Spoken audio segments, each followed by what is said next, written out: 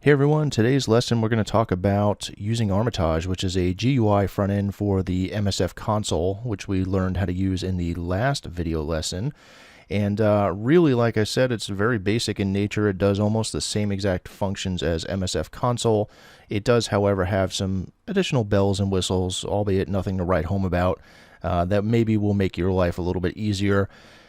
Again, it's really up to your preference whether you want to use the GUI version here of Armitage or if you're diehard like me and you want to use Terminal, which is MSFConsole.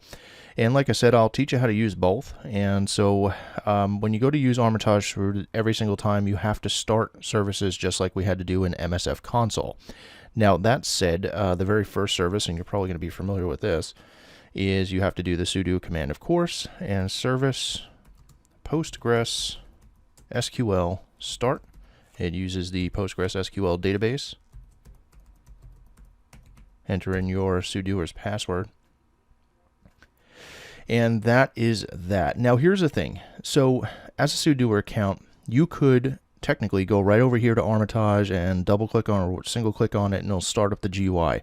However, the caveat to that is that you will not have certain functions inside of that. Now, again, to kick off an Nmap scan with, say, OS detection, like we learned in the Nmap video, you need to be root or have root privileges. So the thing that I suggest everybody does always is start Armitage from the terminal and start it with the sudo command. So simply sudo Armitage and hit enter. Now, you're going to be presented with a dialog box here in just a second, and it's going to tell you that it's connecting to a database of sorts, and that's why we had to start the Postgres SQL database. And simply here, you can leave all of these fields alone. Go ahead and click Connect.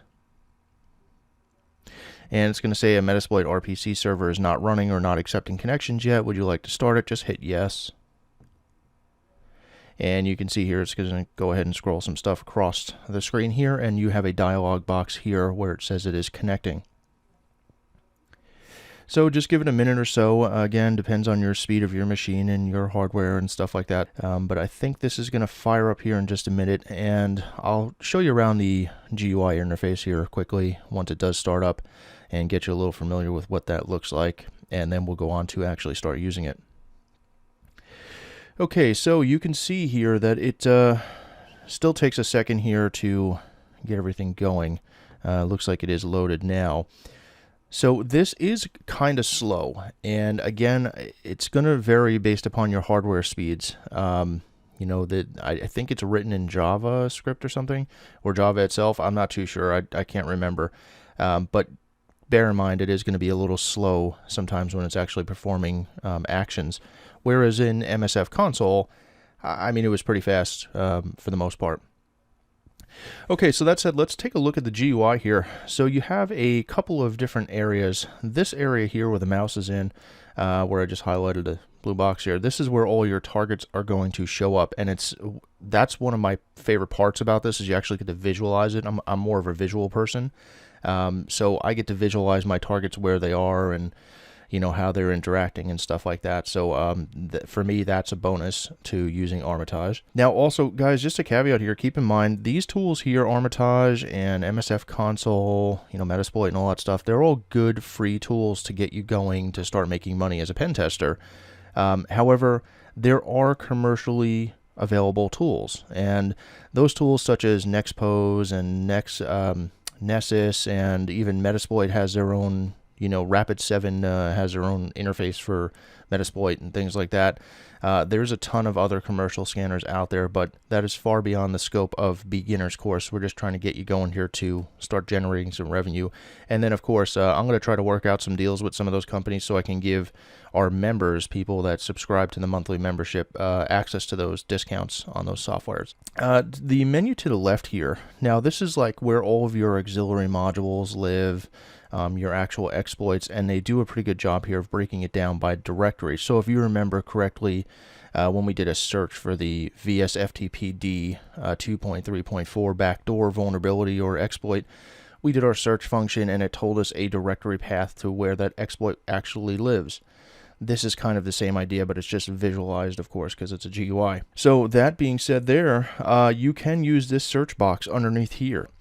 This is your console down here. Now, this is just a representation of all the commands that would actually be issued inside of MSFConsole. Again, this is just a GUI front end for MSFConsole. Going to the menu here on the top, of course, you have the menu that says Armitage here, and you can set some preferences and SOX proxy, which I really couldn't get to work very well the last time I used this.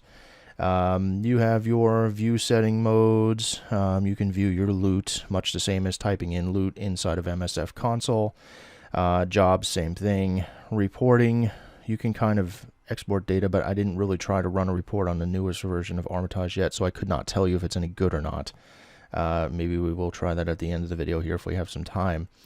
Hosts. Now, this is a menu here where you can import hosts, and by import hosts, I mean like a list of hosts and or Nmap scan results. So if you remember correctly, during this series, we have actually gone through and run our own independent Nmap scans and OpenVOS scans, things like that. So this is where we could import that, and I'll show that to you here in just a minute. You can manually add hosts if you wanted to. You click on that, it brings up a dialog box here, and you just start typing in hosts if you wanted to, and then you hit add. Of course, we're not going to actually do that here. Going back to the host menu here, you can do your Nmap scans from here. Now keep in mind, these are canned scans, and what that means is that they're predetermined on what they can do. So if they don't hit a specific mark on what you're looking for, say firewall evasion or IDS, IPS evasion, things like that, then you're kind of out of luck. So what I would suggest doing is, like I've already taught you, is to actually run your own independent scans with Nmap, with OpenVOS, and then take your scans and import them into tools like this. So you can see here is a bunch of different scans. You could do ping scan. Again, the quick scan OS detect will not work unless you start Armitage under root and or a sudoers account. Now you have some MSF scans here, which are particular to MSFConsole. You have DNS enumerate and clear database. You have under your attacks menu, this is after you find your host, you'd have find attacks and a Hail Mary attack, which the Hail Mary attack is very noisy. It actually does a lot of destruction, so it's kind of like it throws pretty much everything at the target, and there's a good chance you're going to break your target, so try to stay away from that, even though I know it's as tempting as ever. Workspaces. So this was one of the things we discussed in MSFConsole as well, and in there we were able to actually create a workspace to try to stay organized, and you can do that here as well. And to start off any scan in here, we are actually going to go ahead and click manage, and it brings up, now you can see down here, it brings up another tab. So we had console, and now we have workspaces. And every time you actually do something in here, it's going to create another tab here. So that's one of the things that I hate about this, because it does tend to slow it down, is that you can have, you know, much like a browser, 50 tabs open here, and it just gets confusing, and it just loads it up and weighs it down. So when you're done with a particular task, I just recommend to go ahead and close that tab out, so again, we don't get confused or we don't lag. So workspaces, let's go ahead and click add here on the bottom, and again, we're just going to make this Acme Inc. And you could put specific hosts here and ports and OS and things like that if you knew about this target already, but we're actually just going to do this as if we don't know anything about this target just yet. So let's go ahead and click add, and you can remove from here these, and you can activate, which is basically you're changing into that workspace. So if you went back to input here, oops, I'm sorry, I'm in the wrong menu here. If you went back to your workspaces, you can now see that Acme Inc. is selected, of course, by the asterisks. So I'm just going to go ahead and close out the workspaces tab. Now you can delete workspaces from there again, like I said. Let's see here, the help menu. I mean, if you really needed it, you could go ahead and check this out. You can go to Raphael's homepage, which is a guy that created Armitage. He also created Cobalt Strike, which is a commercially available tool, just like Armitage, but it has a lot more functionality and things like that. So I'll try to work on getting a deal for the members of the Pentester University site as well for that. And that would be in your members, special members area, where you guys have all your other information there that is not privy to anybody but members. Okay, so I want to show you how to just import your Nmap scans, because like I said, you know, with using Nmap that's built into you know, MSFConsole or Armitage or anything for that matter, they are canned testing. And they're not really, like, you can't really modify them. So that to me, as a pen tester doing this for many years, bothers me. So again, it's very important to run your own set of scans like Nmap and OpenVOS, things like that. So simply go to import host. Now keep in mind here, we were running as sudo, right? So it automatically drops us into root's home directory. So if you clicked on desktop, you see nothing. So you have to actually go back here to the top level directory and go to home and then choose your username, then go over to desktop. And if you remember correctly, this is where we started keeping our scan results in our organized fashion here in our directory structure. And this is where it comes into handy, right? So like if you had this scan saved somewhere else, I mean, you're gonna have to spend time or just really remember where you had your scan results. So that's why the organizational comes into play here, and it saves you a lot of time. And really, in pen testing, time is money. So that said, go ahead and go on down to what would have been in our recon folder here, and we had our Nmap XML file. Now we can just go ahead and click open on that, and you can see it just imported it here for us now. And you actually see that it did all the work for us, right? Because we took all the results from the Nmap scan, which was OS detect and the ports and all that good stuff. And, it was saved into the report, and now we imported it. We don't have to waste any more time doing it over or potentially missing something using the canned Nmap scans that are available with MSFConsole and Armitage. So you can see it's already populated here, our Linux machine. And if we right-clicked on this now, we can go click on Services. And you can see here, these are all the open ports, and the service versions are already done for us. Everything is in good shape. And certainly you can copy this and or refresh this with your buttons here on the bottom. Now again, like I said, so the import tab here, we're done with that. We don't need it anymore. Close it out. Okay, so now what we're going to want to do here is go ahead and see if we can use the search box here. And as soon as you start typing like VSFTPD, because we saw that, of course, that's the version running here on the port 21. Once you started typing search in the search box here, VSF, it automatically brought you down to, let me just move this screen over here a little bit, brought you over to that specific exploit. Now you can click on this and go to relevant targets if you wanted to. And it's going to create some dynamic workspaces. I don't really like to do it this way. What I do like to do, if I'm going to use Armitage, which I barely ever, is I like to actually click on the target itself, make sure it's highlighted here with the green box, and then I like to go to Attacks and Find Attacks. Now, the only thing that I do not like about the Find Attacks, okay, is that it will find vulnerabilities for the port number, not specifically for the service VSFTPD, in our case 2.3.4. And I'm going to show you that here in just a minute. It literally goes ahead and queries all the different things for these ports to try to find out what's available for it. And that's not necessarily a bad thing, but unless you really know what it is already, I mean, you're kind of wasting time doing that here. So in that case, like in MSFConsole, we wasted no time. We knew that there was a vulnerable version of VSFTPD 2.3.4. We did search. We chose that exploit. We used it, and we set it up, and it was like a quick thing, and we were exploiting the target. So that said, look at the message box that pops up here, and it says, Attack Analysis Complete. You will now see an attack menu attached to each host in a target's window. Happy hunting. Now, this is a cool feature. So if you click close on that or OK, and you right click back on your target, you now see this attack menu. And what I was saying about it, just guesses based on port numbering, you can see here that we have everything that's available for any kind of FTPD server. So in our case here, Pro FTPD, Pro FTP, Pro FTP, we don't have Pro FTP, and we certainly don't have Pure FTP. We have VSFTP, but we don't have WUFTPD. I've never really heard of that, but we do have the VSFTPD. Now, the other thing here is, remember when we did the check function on the exploits, and I told you that it was, not the greatest thing in the world. It's really up to each exploit programmer, I guess you could say, to properly make the check function happen or not happen. So that being said, you can click here and it'll check all of these exploits against a target. Now, the downside caveat to that is that, again, you could load up your target or do some damage potentially to the target or create a session lock. It's like, you don't really want to do that. Unfortunately, there's no real way here to run a check like we would on each individual exploit. It's kind of like you choose it and you fire it. That said, we know that we're using MSFTPD version 2.3.4, right? Because we did our homework. We built a case against our client. So if we were to simply click on this one, it's going to bring up a dialog box here.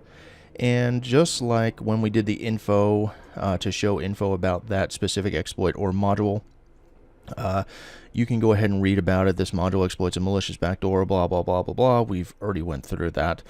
Certainly helpful to have. Now, these are your what's equivalent to show options in MSFConsole. And these are certainly clickable, and you can change these. You have to click them a couple of times, which does get a little annoying, but certainly you can change the values, right? So the local host is us, of course, and let's see, our host, you could change that if you wanted to, just double clicking and triple clicking on it until it highlights. You could change your port as well. Target is just set to automatic, and this one here you can do show advanced options. Now let me see if I can make this box a little bigger. Well, there's not really so many advanced options in here. We'll get to one or two that will show you some advanced options here, hopefully. So you could use a reverse connection, and it's going to do a reverse connection back to your host, and we spoke about that in the MSFConsole lesson. So let's go ahead and click launch and see what happens.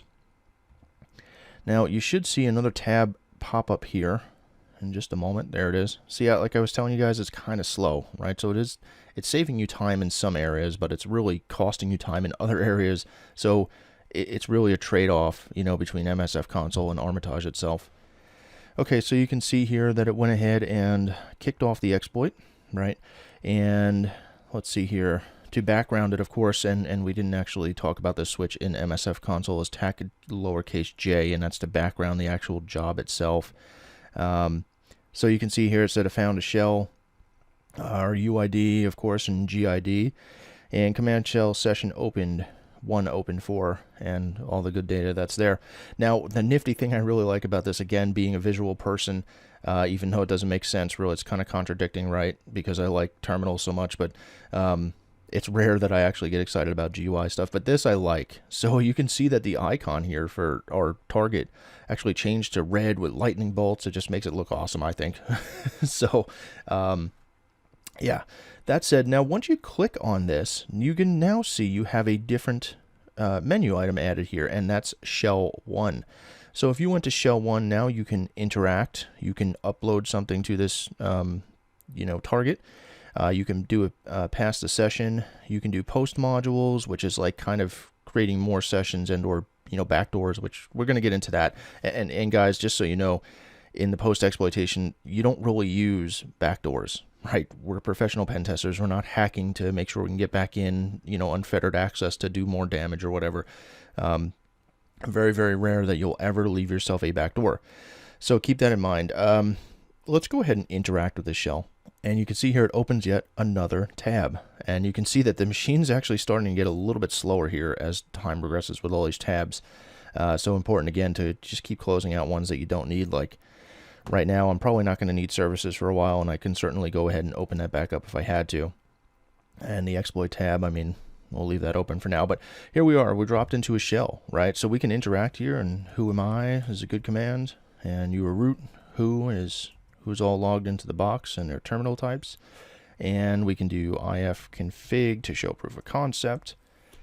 And of course, you can see that that is the case.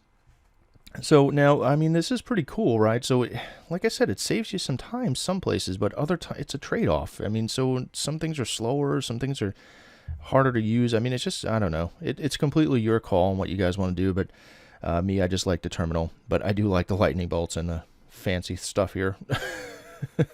Life as a pen tester is boring, so it's the little things that count.